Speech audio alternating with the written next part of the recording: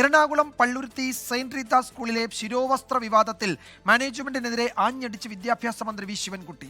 സർക്കാരിന് മുകളിലാണ് മാനേജ്മെന്റ് എന്ന ധാരണ വേണ്ടെന്നും നിയമം ബാധകമല്ലെന്ന് ഏതെങ്കിലും മാനേജ്മെന്റ് പറഞ്ഞാൽ അംഗീകരിക്കില്ല എന്നും മന്ത്രി വ്യക്തമാക്കി.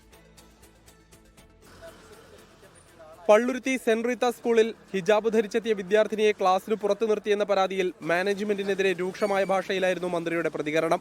സെന്റ് റീത്ത സ്കൂൾ മാനേജ്മെന്റ് പ്രശ്നത്തെ ബോധപൂർവം രാഷ്ട്രീയവൽക്കരിക്കാൻ ശ്രമിച്ചു.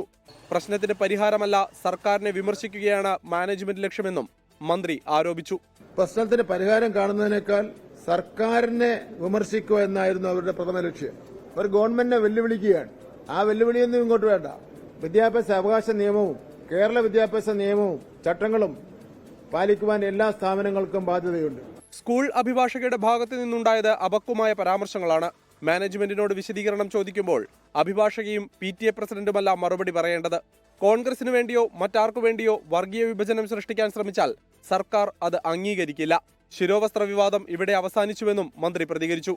കേരളീയ സമൂഹം സൈലന്റായി വിഷയം നേരിടുമെന്ന് കേന്ദ്രമന്ത്രി ജോർജ് കുര്യൻ പ്രതികരിച്ചു. 24 തിരുവനന്തപുരം.